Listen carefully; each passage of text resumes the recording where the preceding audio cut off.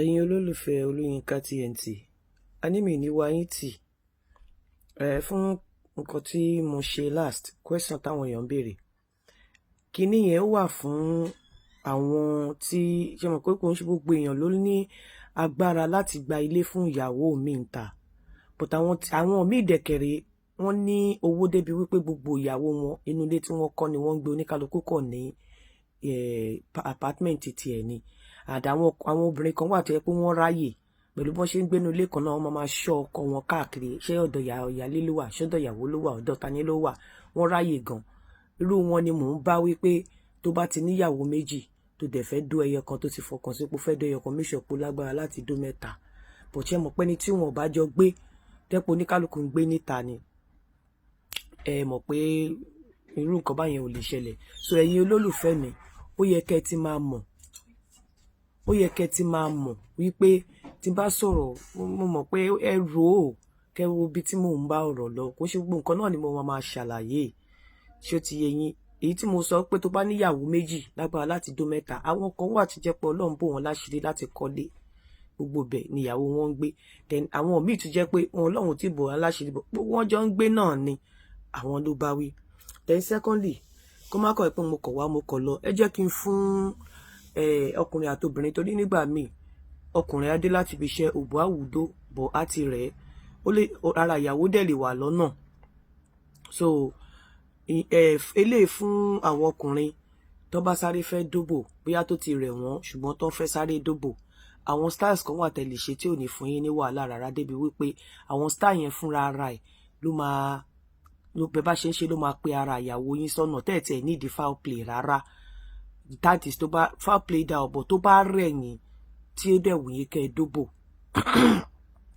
tó dẹ̀ wù yín kí ẹ dóyàwó yín bọ̀ tó ti rẹ̀ yín tẹ́ ẹ feel lazy, jẹ́ kí n sáré fún yín ní style méjì mẹ́ta kan. Ẹ lè ṣe nǹkan tó ń pè ní tight squeeze. Báwo náà ṣe ń ṣe tight squeeze? Ẹ ní láti sọ pé bóyá ẹ ń touch ìyàwó yín, bọ̀ bẹ́ bá ṣe ṣe okó ló máa touch ìyàwó yín, okó ló máa jẹ́ kí ìyàwó yín wet. Ẹ dẹ̀ lè lo lubricant sí okó, sí ojú òbò yín, but ní inú òbò yẹn bẹ́ bá ṣe ń ṣe kíní tight squeeze yẹn, òun ló máa mú ìyàwó yín wet débi pé ẹ̀yin méjèèjì àjọ kọ́. Báwo lẹ ṣe fẹ́ ṣe? Ẹ sọ pé kí ìyàwó yín kó lie down, kó fi ikùn ẹ̀ àti ọyàn ẹ̀ kó fi lie down sórí sí kó lie flat. Ṣé mọ̀ pé ẹ need ọyàn, ẹ need ikùn, ẹ need òbò at this time because ó ti rẹ̀ yín, ẹ kò sáré fẹ́ ṣe quick one ni. Ẹ ní kó lie down flat pẹ̀lú ọyàn ẹ̀, ẹ wá ó ń pè ní tight squeeze. Ẹ wá ní kó pa ẹsẹ̀ pọ̀, kó lie down straight bí igi, kó pa ẹsẹ̀ pọ̀. Ẹ̀yin á wá lọ látẹ̀yìn náà láìsí lẹ́yìn, ẹ̀yin náà láì sórí ìyàwó yẹn lẹ́yìn, sórí pátá yín lẹ́yìn. Ẹ wá fi okó sí inú òbò ẹ̀ láti àárín itan tó padé yẹn. Even kó má di wípé bóyá ó rẹ̀ yín, tẹ́ bá ṣe yẹn fóbìnrin lásán gan, ó máa mú obìnrin wet. So tó bá rẹ̀ yín tẹ́ ẹ lè fọwọ́ kan obìnrin, tẹ́ ẹ fẹ́ kó obìnrin wet, bẹ́ẹ̀ ṣe máa ṣe ni ẹ ní kó lie down, kó pẹsẹ̀ pọ̀, kó fi ikùn sùn, kó fi ọyàn sùn. Ẹ fẹ́ rí gbogbo yẹn at that point. Ẹ wá fi okó sí látẹ̀yìn. Ẹ̀yin á kọ̀rọ̀ ra gbé ara yín dìde díẹ̀. Eléyìí kò ń ṣe pé ẹ máa jack, ẹ máa squeeze in and squeeze out ni. Ẹ mọ̀ okó yín ò ní kúrò níbi tó wà, kò ní kúrò láàrin òbò yẹn. Ẹ kàn máa fi sínú díẹ̀díẹ̀, lẹ máa thrust in and out. Irú nǹkan báyẹn lè pa obìnrin, á dẹ̀ jẹ́ kẹ́yìn náà come torí tightness yẹn, òun náà ń pè ní tight squeeze. Ẹ dẹ̀ lè ṣe sofa edge. Kí ni sofa edge? Sofa edge ó ti rẹ̀ yín, ẹ lè move, ẹ̀yin bí ọkùnrin bọ̀ ẹ fẹ́ satisfy ìyàwó yín náà dẹ̀ fẹ́ satisfy ara rẹ̀. Ẹ wá ìjókòó seat, irú ìtọ́ fi ń jókòó sórí dining table, àwọn seat tó máa ń jẹ́ kéèyàn sit upright yẹn, ẹ jókòó sórí ẹ̀.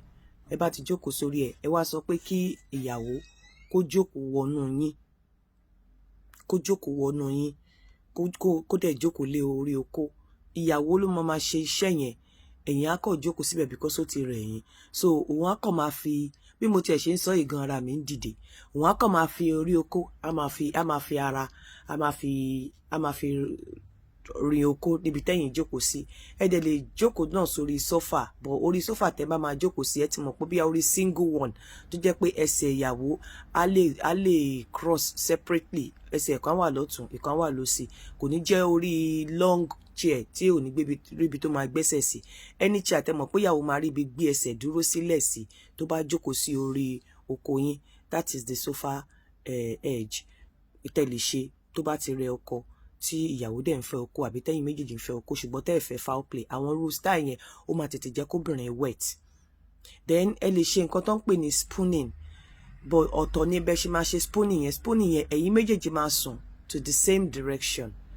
Bóyá ẹ̀gbẹ́ lẹ fẹ́ fi sùn, ẹ̀gbẹ́ ọ̀tún lẹ fẹ́ fi sùn ní o, àbòsí lẹ fẹ́ fi sùn, ibì kan náà lẹ máa kọrí sí, ibì kan náà lẹ máa kọ ẹ̀gbẹ́ sí. So ìyàwó ló máa wà níwájú, ọkọ àbí partner á kàn fi ọwọ́ cross ẹ̀ bẹ́ni pé ọ̀gẹ̀ èèyàn, bẹ́ni pé ẹ̀ ń cuddle èèyàn, pé ẹ ti fẹ́ sùn ẹ wá ń cuddle ẹ̀ mọ́ra yín. So á kàn máa fi ìdí àtẹ̀yìn náà lẹ máa ti fi okó sí. Wow, ọlọ́run ara mi move mo ṣe ń sọ̀rọ̀. Á fi ìdí akọ̀dí síbi oko yín, ẹ̀dẹ̀ fokó sí láti ìdí ẹ̀. So ìyàwó ló ní iṣẹ́ yẹn àti ẹni. Tẹ́yìn bá ti ń trust out, ìyàwó á máa trust in. Tẹ́yìn bá ti ń yọ okó nínú ẹ̀, òun á máa fi ìdí pàdé. Tẹ́ bá ti ń mú bọ̀, á fi ìdí pàdé, á fi òbò ẹ̀ pàdé, but ìdí á máa fi ìdí ti, fi bẹ́ni pé ó fi ìdí tì yín. Á máa fi bẹ́ni pé ó ń ti ìdí mọ́ yín, ó ń ti ìdí, ó ń súnmọ́ yín dáadáa. So tẹ́yìn bá ti ń yọ okó, òun á máa súnmọ́ yín dáadáa. So sísúnmọ́ yín tó ń ẹ̀yin bẹ́yìn ṣe ń yọ okó ẹ̀ ń yọ, sísúnmọ́ yín tó ń súnmọ́ yín ìdọ̀ ẹ̀ ló ń fi ń rin okó yẹn wọnú padà. Tó bá ṣe ń súnmọ́ yín báyìí, okó yẹn á máa wọlé padà, bẹ́yìn náà ṣe ń súnbọ̀. Bẹ́ bá ṣe ń fi okó sínú ẹ̀ bá orí ìdọ̀ ẹ̀ lẹ fi ń rìn wọnú ilé. So irú nǹkan báyẹn á jẹ́ kó wet. Ẹ̀yin náà, òun náà á come. Ọlọ́run má jẹ́ níyàwó tára ẹ̀ ti kú, ẹ̀yin náà dẹ̀ lè come. Bí ìyẹn ṣe rí nìyẹn fún gbogbo àwọn ọkùnrin tó fẹ́ ṣe quickie one tó jẹ́jẹ́ pé ó ti rẹ̀ wọ́n, but wọ́n fẹ́ jẹ́ nígbà míì ó ti rẹ̀ wọ́n, but wọ́n fẹ́ dà kí ara wọn lè wálẹ̀. Obìnrin náà tó dẹ̀ enjoy okó, bẹ́ẹ̀ ṣe lè ṣe nìyẹn tó yẹ pé ẹ̀ tí ẹ̀ nídìí láti ṣe foreplay. Wàláì obìnrin yẹn á come, á dẹ̀ wet, ẹ̀yin náà ẹ̀ dẹ̀ come. Bí ìyẹn ṣe rí nìyẹn. Nǹkan tó mú mi wá, mo ti sọ ọ̀rọ̀ ọ̀fẹ́ àwọn ọkùnrin tó fẹ́ yàwó méjì, mo rò pé mo ti ṣàlàyé ẹ̀. Next one tá máa ṣe, a máa sọ̀rọ̀ lórí widow àti widower bí wọ́n ṣe lè gbádùn okó, because ó ti pọ̀ jù bọ́. Nǹkan tí mo máa sọ next nìyẹn kó tó di wípé ó dijọ́ Sunday tá máa ṣe main ètò, pọ̀ kò ń ṣàárọ̀ ẹ̀. Widow àti widower, báwo náà ṣe lè gbádùn okó, báwo náà ṣe lè get out of their trauma, a máa sọ later. Ire o, ẹ kú ojúmọ́.